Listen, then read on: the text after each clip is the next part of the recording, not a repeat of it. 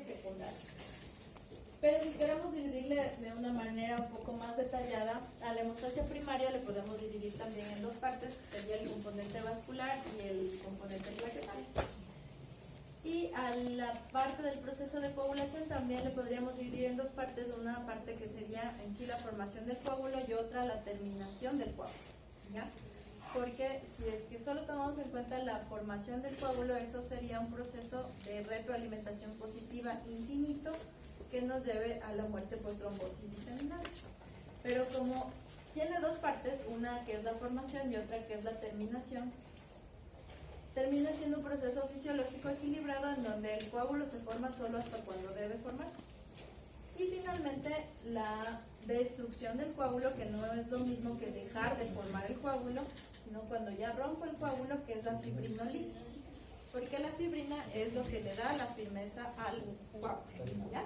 Entonces ya vimos las primeras dos, que son del componente vascular y la formación de un tapón. Ahora nos corresponde ver la fase fluida de la hemostasia, que es la plasminógena. No, las células son las proteínas.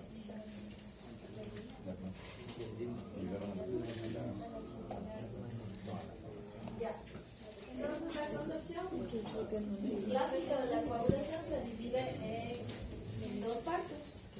Una vía extrínseca, una vía intrínseca y la vía común. Martín, cuente. No estaba preguntando lo de la enzima. Estabas iluminándole con tu sabiduría. No, me estaba preguntando. Entonces tienes la vía extrínseca, la vía intrínseca y se habla también de una vía común. Esta concepción clásica ahora se le compara con la teoría celular, pero sí es didácticamente útil esta concepción clásica para luego entender ya la teoría moderna. Entonces vamos a empezar por esta, que es como más, como les digo, fácil de entender. Entonces, todo empieza cuando se libera el factor tisular. ¿De dónde venía el factor tisular? De los fibroblastos, del subendotelio. Ajá. Recuerden que las células endoteliales lo que pueden liberar es factores von Willebrand y las plaquetas también guardan factores von Willebrand en sus glándulas. Entonces, el factor tisular viene de los fibroblastos del subendotelio. Entonces, si es que yo quiero medir factor tisular en el suero, ¿puedo? ¿En el plasma? No puedo y no debo, o sea, no debería estar en condiciones normales, porque si es que está, significa que hay un proceso activo de coagulación, ¿no es cierto? Entonces, debería estar siempre guardado en los fibroblastos, entonces no se puede determinar. No puedo tener niveles normales de factor tisular. Entonces, el factor tisular, ¿en dónde están los fibroblastos? Él es el que va a iniciar la vía de coagulación por el lado extrínseco. El factor tisular le va a activar al factor 7 y se va a juntar con él para ir a activarle al factor 10. El factor tisular le va a activar al factor 7, el factor 7 activado y el factor tisular van a ir juntos a activarle al factor 10. El factor 10 activado va a pasar luego a activarle a la protrombina en trombina. Pero el evento central de este proceso de coagulación es la activación del factor 10. Entonces ahí tenemos que detenernos para irnos por el lado de la vía intrínseca. ¿Ya? Pues por el lado de la vía extrínseca tienes el factor 7, el factor tisular. Ambos activados van a activarle al factor 10 en factor 10 activado. Aquí, como ven, está lo que se llama calcio y fosfolípidos. El calcio y los fosfolípidos son cofactores en esta reacción para permitir que el proceso sea más efectivo. Así que el factor 10 se active de manera más efectiva, lo permiten el factor tisular, el calcio y los fosfolípidos.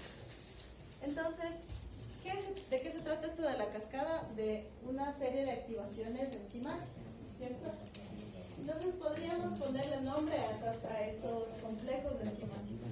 En este caso, ¿qué hemos hecho? Activarle al 10. ¿Cómo se llama cómo es la terminación de una enzima? ASA. Es un complejo enzimático, se llama ASA.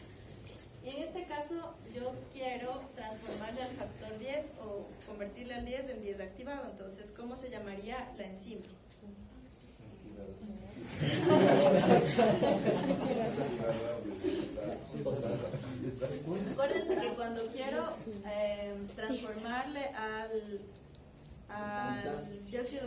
carbono en agua, ¿cómo se llama ese enzima?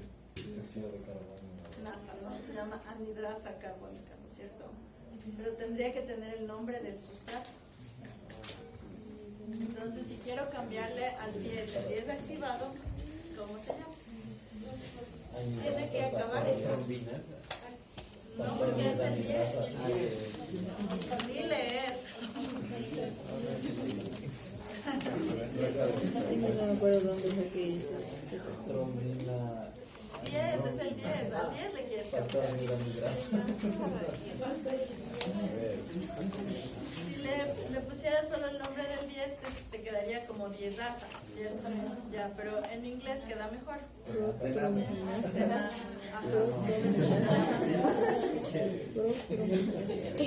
Entonces, este de aquí, el complejo tenasa de la vía extrínseca, tendría partes como una reacción química, tendría un sustrato, tendría un producto, tendría una enzima y un cofactor. Eso. Entonces eso vamos a reconocer en el complejo. La tenasa. Es un complejo. O sea, todas son tenasas. Las enzimas tenasas. Solo dos tenasas. Porque puedes activar el 10 por el lado extrínseco y por el lado intrínseco.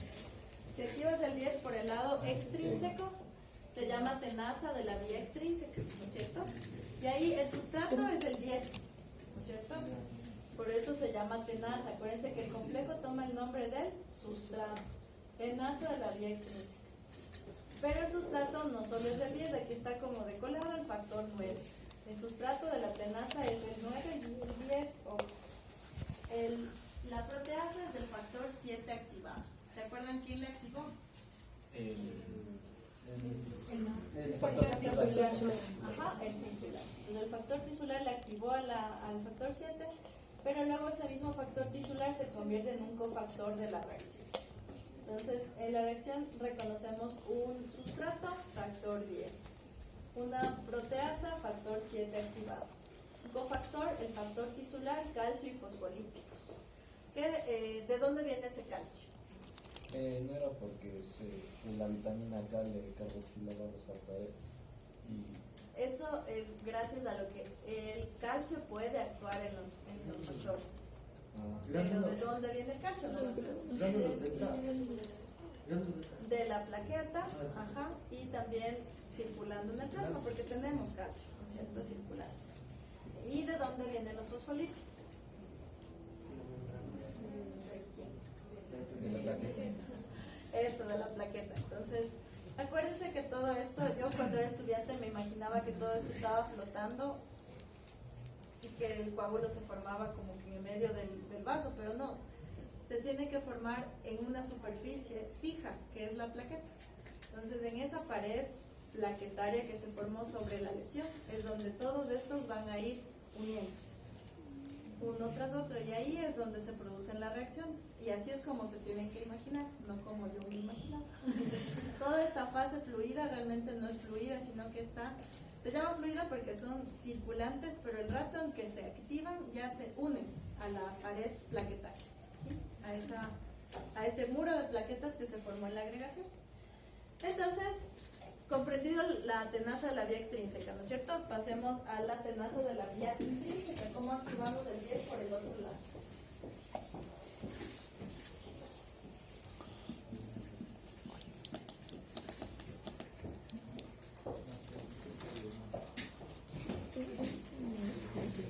¿Ya? Entonces el 10, el factor 10, por el lado de la vía intrínseca se puede activar igualito que por el otro lado, pero acá tenemos más factores. A ver, ojo todos para acá. En la vía intrínseca tenemos que tomar en cuenta primero a los factores de contacto. Acuérdense que ahorita yo no les puedo puntualizar todo el capítulo porque es largo, por eso les pido que me pregunten lo que no entienden o lo que leyeron y no entendieron. Pero hay cosas que les toca aprenderse, como por ejemplo los factores dependientes de vitamina K. Eso les toca aprenderse. ¿Cuáles son? También los anticoagulantes dependientes de vitamina K. También nos toca aprender. Y el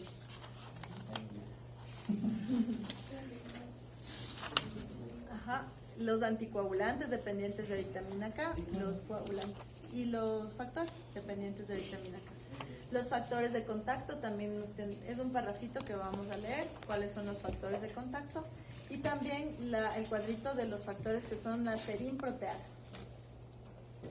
¿Ya? Los factores dependientes de vitamina K son el 2, 7, 9 y 10, pero lo tienen en el cuadrito.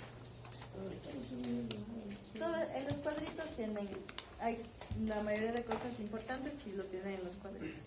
Los factores de contacto, como les digo, son 12, la precalicreína y la HMWK, que es esta.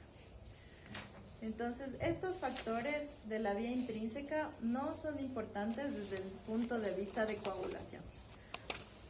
Es decir, se ha visto que si es que una persona no tiene estos factores, no tiene ningún riesgo de hemorragia.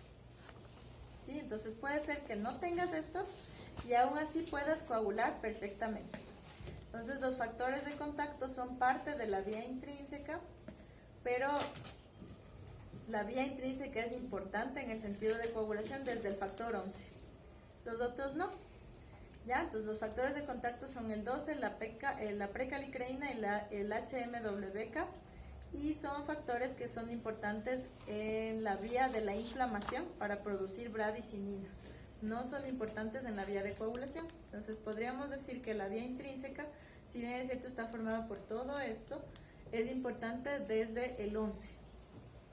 Porque una persona que tiene deficiencia de factor 11 sí tiene algo que se llama hemofilia de tipo C, pero si no tienes cualquiera de los otros no te pasa nada. ¿Ya? Entonces desde aquí para abajo es importante. En el libro no se me ha explicado cómo medir los factores cuando quieres hacer pruebas. Cuando quieren hacer pruebas, ¿cómo miden los factores? ¿Cómo miden los factores? Ajá. O sea, ¿cómo sabe que uno está deficiente y el otro no? Ya, de inicio, para cuando te orientas hacia una alteración de coagulación, tienes una hemorragia, primero pides las pruebas de coagulación para ver dónde está el problema. Entonces ya les voy a explicar las pruebas de coagulación, pero por ejemplo, si quieres ver una alteración de vía extrínseca, mides el tiempo de protrombina. Entonces el tiempo de protrombina, si es que está prolongado, entonces digo, bueno, entonces es una alteración de vía extrínseca y tengo que medir el factor 7. Se puede medir, así como mides glucosa, así como mides creatinina, mides factor 7, mides. Pero resulta súper caro ponerte a medir todos los factores. Primero te orientas. Si tienes un TTP prolongado, o sea, el tiempo de tromboplastina parcial activado prolongado, ahí es donde yo diría, claro, voy a tener una deficiencia de alguno de los factores de la vía intrínseca y mido ahí sí el 9, el 11 y el 8. Pero no es que de una me lanzo a medir todos, pero sí se pueden medir y se pueden titular todos los factores de coagulación, menos el factor tisular. Solo se podría hacer como pruebas experimentales en un tejido, ¿no es cierto? Sacando los fibroblastos y ahí así. Pero del resto sí son medibles. El factor 13, que ya le van a ver que está acá abajo, ese no se mide directamente, sino con un test que se llama de ureasa. Ese no se puede medir directamente porque solamente es activo cuando tienes ya el coágulo de fibrina formado. Entonces tampoco se puede medir. Pero tienes que medir de acuerdo a las alteraciones en las pruebas básicas de coagulación y ahí te vas a medir los factores. Pero como todo eso ya han hecho previamente, la conclusión que nos dicen es que la vía intrínseca lo importante es desde el factor 11 para abajo. Entonces el factor 11 se activa y ahí es que va a activar al 9 y el 9 le va a activar al 10 conjuntamente con el 8. Entonces ahí la reacción de la tenasa de la vía intrínseca, ¿cómo estaría formada? ¿Qué me quiere decir?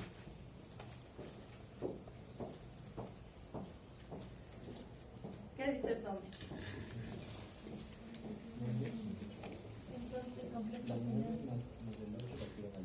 Entonces el sustrato también A ver, entonces el complejo tenasa de la vía intrínseca tendría un sustrato que es ¿cuál? el 9. O sea, o el 10 es la parte que le activa. El sustrato que Lo que voy a transformar. Ajá. Ya. Está bien, es el 9 y el 10. Igual que el de la tenasa de la vía extrínseca también era el 9 y el 10, pero más en ajá. O sea, el 8 y el 9 se unen, se supone, y activan el 10, ¿verdad? Eso, entonces el 9 que es Sustrato. sustrato, pero también que es, si es que es el, si es que activa al 10. Es Sustrato. sustrato. No, enzima. Cofactor. Sustrato es lo que voy a cambiar, transformar, ¿cierto? Esto es encima. Es 10 de encima. miren, el 10 se transforma en 10 activado gracias al 9. Pero el 9 así mismo se puede activar, que eso no está expresado aquí, pero el 9 se puede autoactivar, ¿no es cierto? Entonces el 9 sí funciona como sustrato, pero también funciona en este caso como proteasa. Proteasa para cambiarle al 10 en 10 activado y al 9 inactivo en más 9 activado. La proteasa entonces es el 9, el sustrato es el 9, el sustrato es el 10 y el cofactor es El 8. el 8 activado con calcio y fosfolípidos. Siempre calcio y fosfolípidos, que esos son los que están en la superficie de la placa. Ya, ahora ya tenemos la tenaza de la vía extrínseca, la tenaza de la vía intrínseca y ahora nos toca transformar a la protrombina en trombina. Y ahí sí viene lo que ustedes querían decir, ese complejo que se llama COP. Para cambiarle la protrombina en trombina, así como había el complejo tenaza, para cambiarle al 10 en 10 activado se llamaba tenaza. Para cambiarle a la protrombina en 10. Entonces viene el complejo que se llama protrombinas, en donde le transformas a la protrombina en trombina, gracias a la proteasa que es el 10 activado y los cofactores que son calcio, fosfolípidos y el 5 activado. Aquí tal vez les queda la duda de quién activó algunos factores, ¿o no? ¿No les queda sueltos algunos que no está de dónde se activaron? ¿Cuáles? Todos. El 7 le activó el tisular. Eso, el 8. Ya, ¿y cuál más te queda la duda? Jeremy, ¿cuál te queda? El 5, el 8, ¿cuál más? Carlos. O sea, No, el 9 está ahí, ¿verdad? El 9 le activó el 11. de hecho está muy Ajá, hasta el 11 le activó el 9. Y el 9, recuerda que el 9 le activa el mismo complejo tenaza de la vía extrínseca y el mismo complejo tenaza de la vía intrínseca le activa el 9. Entonces el 9 se activa. El 12 se activa con la precalicreína y el HMWK. Pero sí estamos de acuerdo, aunque no sabemos de dónde se activa el 8 y de dónde se activa el 5, ¿no es cierto? de hecho está muy Ah, ya. A ver, entonces la protrombina se activa por La protrombina por el 10 activo. Ah, sí. Pero y el calcio por El complejo protrombinasa. Ahora les muestro el complejo en el cuadrito, ¿ya?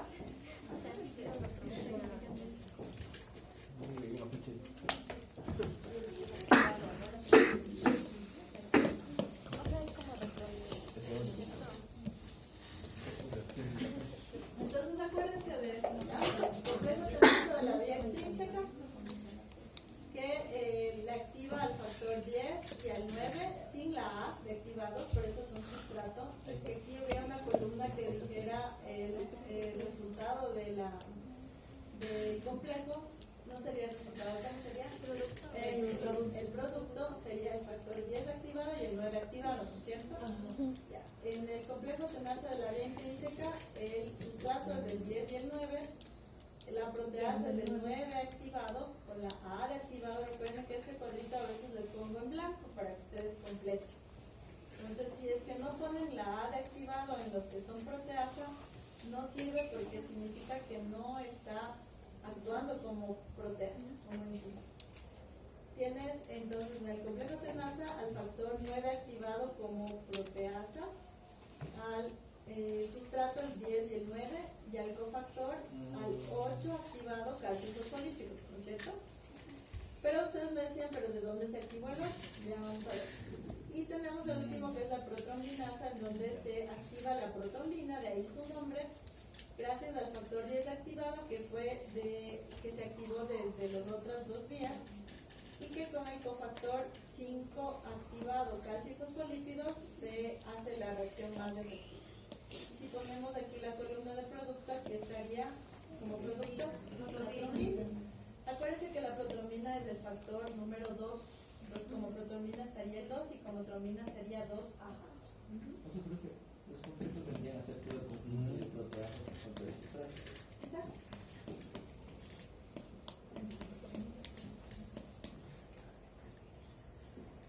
Ya.